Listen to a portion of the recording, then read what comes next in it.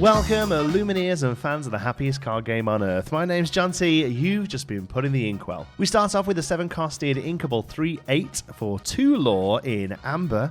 King Louis, Jungle, VIP. He's a Storyborn king with the ability to lay it on the line. Whenever another character is banished, you may remove up to 2 damage from this character. This is a super rare card with art by Haji Jews. I'm definitely saying that wrong and I apologize. This is a really interesting card. I actually quite like this one, to be honest with you. It clearly goes into most Amber decks that care about the mid-range healing package of things like Rapunzel and most likely the Sapphire stuff that's going to go alongside it. But the best thing about this, in my opinion, is that the character doesn't have to be yours or theirs, it's just character. There's going to be a lot of Sapphire stuff that cares about this being healed up by itself, such as Grand Pabby, and also in Amber with things like Rapunzel, the Floodborn gifted artist. But even ignoring all of that, this is just a pretty good body. He's only swinging out for 3, but he basically has resist 2, I guess, if he's challenging. Or he can just quest and be very difficult to remove. I think this is a really great card that just kind of does everything kind of well. And I think it's going to see a lot of play in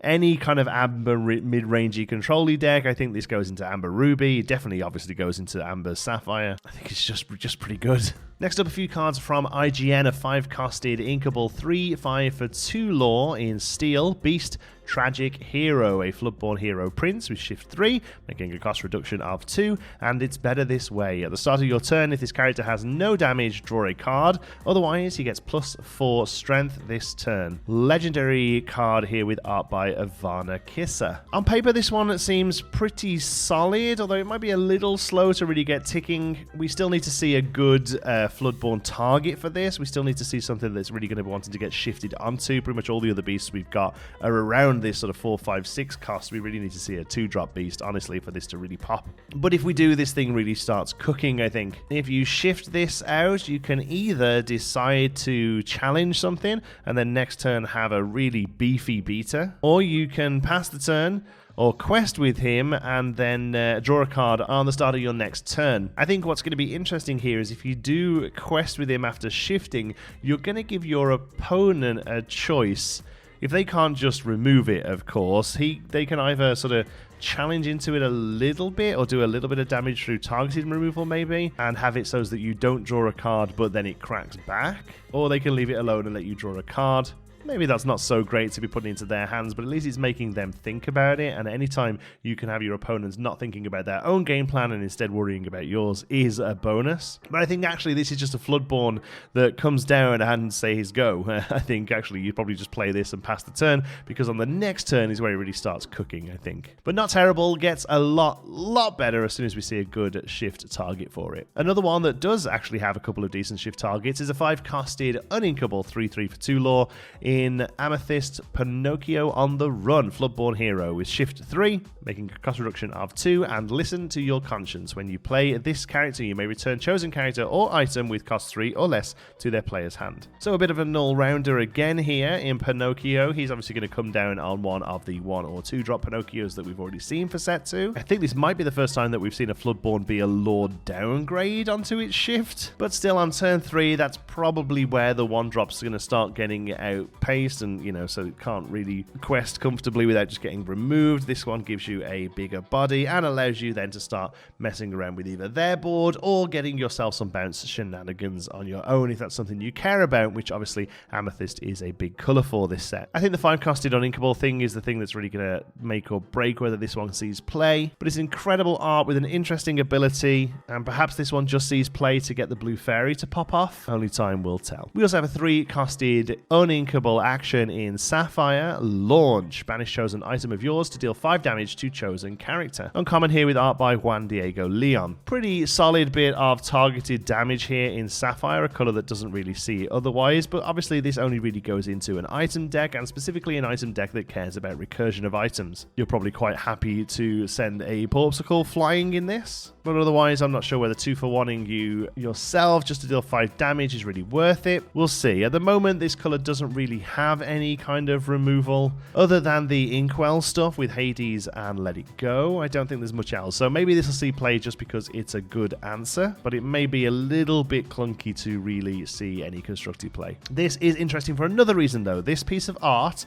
shows off an item that does not appear in any Disney canon. It has been announced that this is the first piece of original memorabilia, I guess, from the world of Lorcana. This is an item that has been created in the Inkwell, and whilst it does show a coconut being flung there, which is a real great nod back to Coconut Basket from set 1, this technically doesn't feature anything that's from a Disney property. So very interesting to see. I wonder how far this will stretch. I'd be surprised if we ever just see straight up new characters on cards, but I do feel like this setting itself here as precedent for perhaps locations or more items and actions that are just a bit generic and don't really have to be tied to a movie. But I think they do a great job at tying the actions and items to the movies, so I don't know whether I necessarily need to see this. It's interesting anyway, and definitely want to keep an eye on the future releases. Next up, this one was previewed by my good friends over at the Glimmer Gang. Well worth checking out. Really great fun podcast with a really great, nice group of guys. This is a 2-costed inkable action in steel. Charge! Chosen character gains Challenger +2 and Resist +2 this turn. It's a common with art by Hedvig Hagman Sund. And this is a common combat trick, so there's only really so much you can say about it, but it does have some upsides. It's inkable and it provides both an offensive and defensive stat in one card. I feel like this is going to be fantastic for Draft Unlimited. I'm not sure it really fits play into a constructed deck, although the Ruby Steel package that cares about doing a lot of damage through challenging may well find a slot for it. I do think this is about as good as a combat trick can get in this game, because not only is it making the thing hit harder, it's making it take a little less damage as well. So it really is about as good as this sort of card can be. I still am not sure whether that is good enough for it to see constructed play. Do you know what, though? If I get past a pack in a draft with 5 or 6 cards left in it and this is there, I'm not going to feel too disappointed. I may well feel a little bit disappointed about this next one. A 4-costed, uninkable 2/4 for 1 lore in steel, Namari, Morning Mist. A Storyborn villain princess with bodyguard and blades. This character can challenge ready characters. This is a legendary card with art by Jenna Gray. So after fighting with myself and many other people on Twitter about which princess we were going to see be revealed, whether it was going to be a canonical princess or not, and eventually I was like, oh no, of course it's Namari, she's a princess of the Fang. And we got it in the end, and it's quite a fun card. It's very thematic, but I'm not sure it's necessarily very good.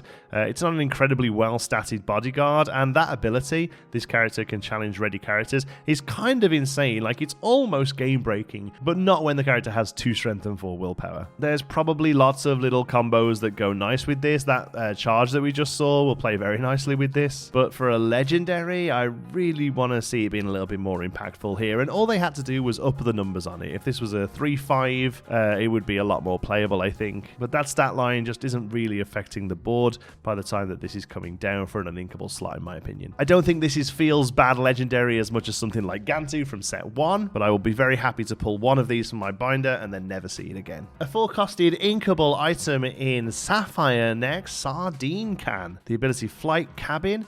Your exerted characters gain Ward. This is an uncommon card with art by Peter Brockhammer and a new IP for the game as well. This is the first time we've seen something from The Rescuers. Rescuers was absolutely one of my favourite movies growing up. I actually wore out the VHS of this. You can ask your parents what that means, because I watched it so much. My mum had to buy me another copy of it. Actually, genuinely one of my favourite Disney movies, and I'm so glad to see it in the set. Obviously would have loved a Bernard and Bianca, but I do love this little nod. It looks like it's probably only the little nod we're getting here, and we might see more in set 3, but Orville is ready to take flight. The actual ability on this card is very interesting. Exerted characters gain Ward. Exerted characters are going to get challenged into, so Ward doesn't really benefit them. If this said your ready characters gain Ward and your exerted characters gained evasive, I'd be a lot more interested, but I feel like a 4-drop item needs to be a little bit more impactful. I'm certainly not playing this over Eye of the Fates that sits in the same slot and color, and the deck that most likely wants to see this is probably Amber Sapphire, therefore making it so that your big budget things have to get challenged into to be dealt with and not be removed by targeted removal. I still think that's a very expensive ability for what it's doing, although it does stick around. I think you're going to have lots more impactful plays on turn 4 in that deck. Heck, this is taking up the same ink slot as Rapunzel. Still, the Rescuers all day long. I'll take 1,000,000 Rescuers cards, even if they're all terrible. Next up, a good one. The last couple haven't really enthused me much, but this I think is really good. This is a 5-costed inkable 1/5 for 1 lore. Donald Duck. Not again. Dreamborn hero, evasive and phooey. This character gains +1 lore for each 1 damage on him. This is a legendary card with art by Carmine Pucci and Leonardo Giamichelle. Oh, I love it. This is just fantastic. Steamboat Willie in the background there sinking. I mean, it's really depressing stuff here. But I really love this card. It's it's a 1/5 that can hit into something and be readied so that next turn it can quest for a lot. But honestly, I think this gets played in Ruby Steel, and I think this is your backup for when they don't have things to remove. I will quite happily play my own smash on this guy to make him a 1/2 that exerts for 4. It may well win you the game. I think this is really interesting design space. I am going to be... I genuinely want to play this card. I want to play this card, and I feel like I have to build a whole new deck around it, but I'm really excited for this one. Next up, a couple of German cards revealed by Spiegel, a 6-costed inkable 6/6 for 2 lore, Little John. I think its truest friend is a rare card with art by Christian Romero. Love seeing Little John in the game from Robin Hood, obviously, but this is a disappointing rare. There's so much more impactful stuff, interesting stuff you're going to play on 6, especially in Emerald as well. I mean, there's just so much good stuff, and this is the top end of the Emerald deck right now, and this is a waste of a rare slot, unfortunately. And a 2-costed uninkable item in Ruby, Peter Pan's Dagger. This says your characters with evasive get +1 strength. Don't hate this, honestly. I do think evasive decks are going to become a thing in set 2. They never really quite made it through the meta in set 1, but I do think that they're on the up and up, especially with the Ruby support that it's got. And that low end is still a little light on stuff to play. There is a good chance you could maybe throw this down on 2 without really losing much tempo, and then your evasives just get that little bit bigger. Slightly more difficult to answer, even if they do have evasives on their side of the board. Yeah, don't hate it. It's not incredible, but I genuinely think it could see a little bit of play in the evasive package. A 3-costed inkable 0/4 for 2 lore. In Steel, Lawrence. This one's also come from Spiegel, by the way, sorry.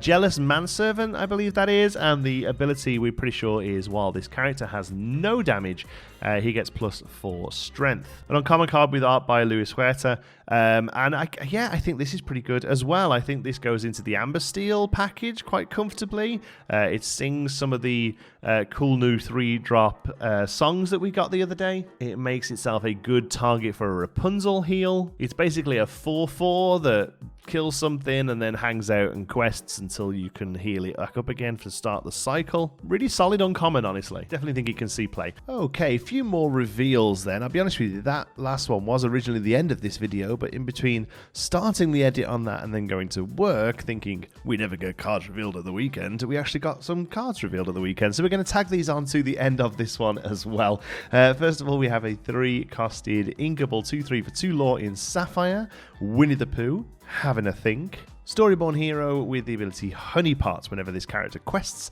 you may put a card from your hand into your inkwell face down. This came from Radio Nuclear in Germany, and I think this one is quite playable, to be honest with you. The only thing we're not sure about is just how it's worded, whether it's worded like Fishbone Quill or whether it's worded like Bell. Does the card that we ink have to be inkable or not? And we're waiting for a clarification on that, or at least the sort of English, clear version of the English translation. But it's a rare card with art by Rianti Hidiat. It's incredible art, by the way. I think he looks amazing. Winnie the Pooh, again, great art on okay cards. I actually think this is probably the strongest Winnie the Pooh we've seen, though. I don't know whether this completely replaces Detective Mickey. Obviously, Detective Mickey's coming down on 3 and ramping straight away for you, but afterwards is doing very little. Whereas this, could most likely stick around for a turn or two, gain some lore, and continue to help ramp, albeit a little slower than Detective Mickey Kang out of the gate. So I'm going to... play testing is going to tell us really which one of these sort of comes out on top, but the fact that it's inkable, is another plus point. I think this is very playable in a ramp deck. Next up, I'm not sure anyone had this on their Rise of the Floodborn bingo. I'd completely forgotten all about brooms. I think I remember now thinking about it a long time ago, saying that we will get a broom every set, and then completely forgetting it a bit, but maybe that's true. We have a 3-costed inkable 2/3 for 1 lore in steel, magic broom.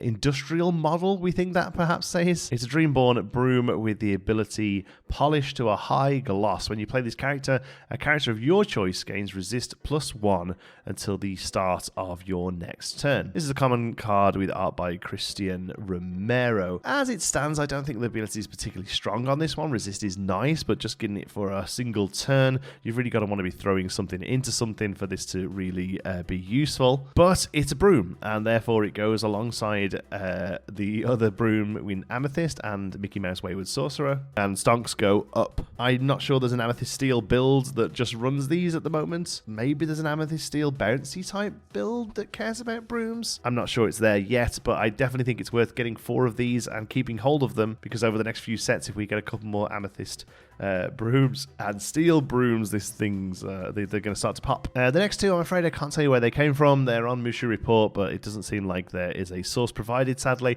But we have a 3-costed inkable 3/4 for 1 lore in Amethyst, Fairy Godmother, Pure Heart, Storyborn Ally Fairy, with the ability just leave it to me. Whenever you play a character named Cinderella, you may exert a chosen character. This is a common with art by Matt Chapman. Nice art, showing the pumpkin about to pop into the chariot there, but I don't really have much to say about this card, really. I'm not a massive fan of the cards that look for the name of another card on them. The Elsa and Anna stuff didn't really see play in set 1, neither did the Tinkerbell and Peter Pan stuff. Yeah, right now I don't really love it. I think there's much better ways if you want to exert chosen characters than trying to rely on this kind of combo. We also got a 2-costed inkable action in Amber, Hold Still, remove up to 4 damage from chosen character, a common card with art by Connie Kang and Jackie Drujgo. Again, I'm butchering that and I'm sorry. 4 damage heal is pretty good.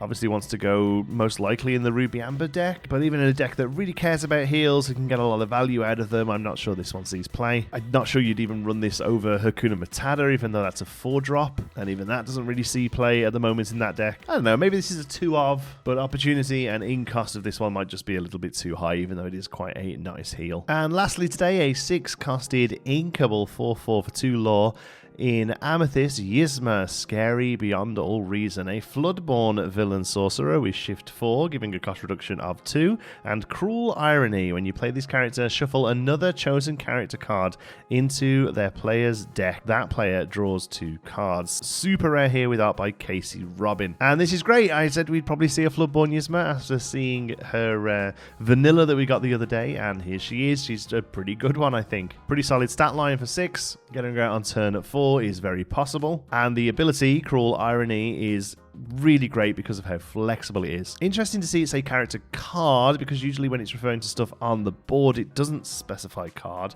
but I suppose as soon as it's selected it no longer becomes a thing on the board and becomes a card to get shuffled in.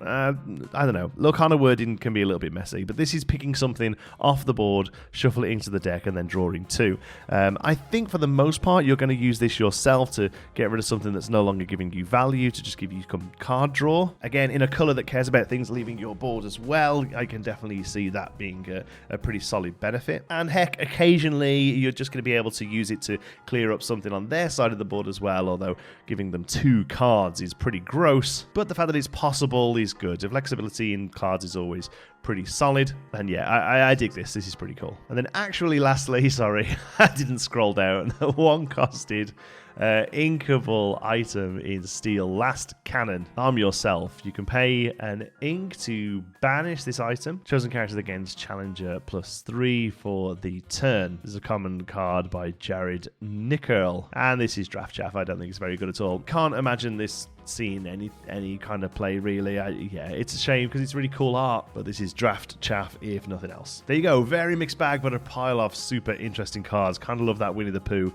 really love that Magic Broom, and that Yzma is awesome as well. So there we go, thank you so much for watching. As always, we cover every single card that is revealed on this channel, and as soon as the reveal season is over, we start looking at deck combinations, deck techs, looking at all different sort of topics within the world of Lorcana. So if you're not already, don't forget to click subscribe so you don't miss a thing. Give this video a like and do all that YouTube goodness. Love you all to bits. Until the next one, be good.